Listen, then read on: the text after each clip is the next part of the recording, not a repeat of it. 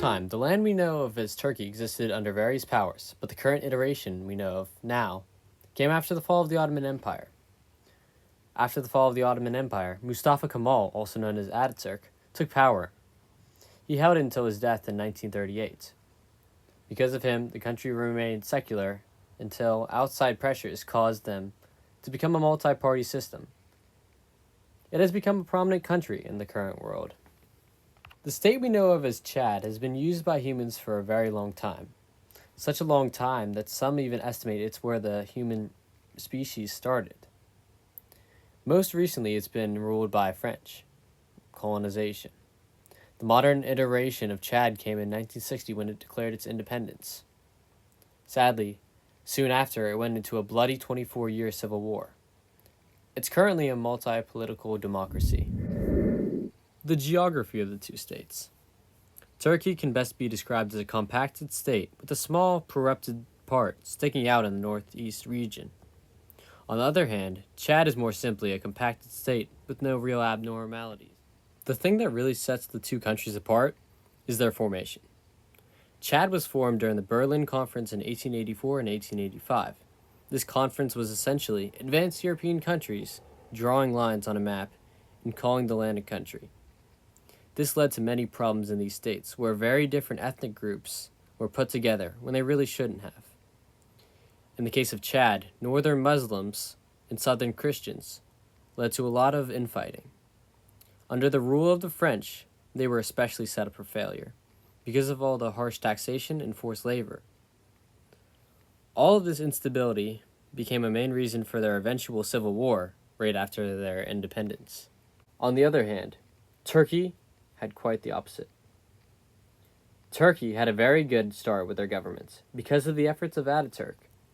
Turkey has westernized ideals that have still given good effects to this day. Population of Chad versus Turkey. Turkey, on the left, is a stage 3 or 4 country, much more advanced than Chad's, which is a stage 1 or 2.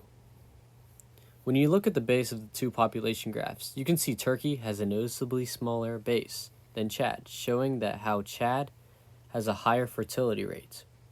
The reason for the Turkey's smaller fertility rates is because of the empowerment of women, which is seen in more developed later stage countries. As you can see, as you move up the charts, Chad's population drops off sharply, showing the very high infant mortality rates, versus Turkey's, which is much more stable. This could be attributed to the better healthcare opportunities for infants and mothers in Turkey.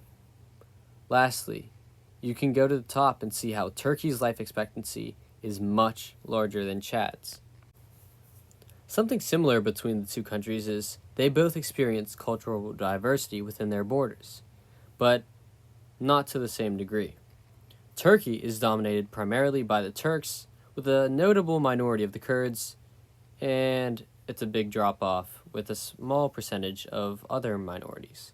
Chad, on the other hand, displays some of the problems with the Berlin Conference from earlier. There are various unrelated ethnic groups all stuck in one single country. Chad's economy. Chad's economy is one of the least developed and most unstable in the world.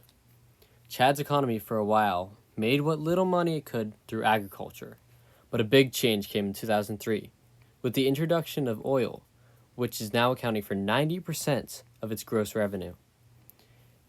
It's good they found a slightly better solution for their economy, but the volatile oil market and mismanagement from higher-ups in the government hasn't led to sustained growth in the country. Also, since the introduction of oil, there has been little to no diversification in its country. In another end of things, people living in Chad are subjected to pretty bad conditions. The HDI, aka the Human Development Index, they are ranked extremely low. Chad also has over 40% of the population living below the poverty line. The education side of things is even worse. 70% of the youth is illiterate. It's even worse when you consider girls, where it jumps to nearly 80%. Turkey is again quite the opposite. With multiple reliable sources of stimulus for their country, including being one of the biggest car producers in Europe, producing clothing fabrics, and in recent times, being a hot tourist destination, especially before COVID. On the agricultural side of things, they have also found success, being the number one producer of hazelnuts in the world, while also producing things like tobacco and cotton. On the day-to-day people end of things, it's a good place to live, being ranked 63 out of 166 on the HDI scale.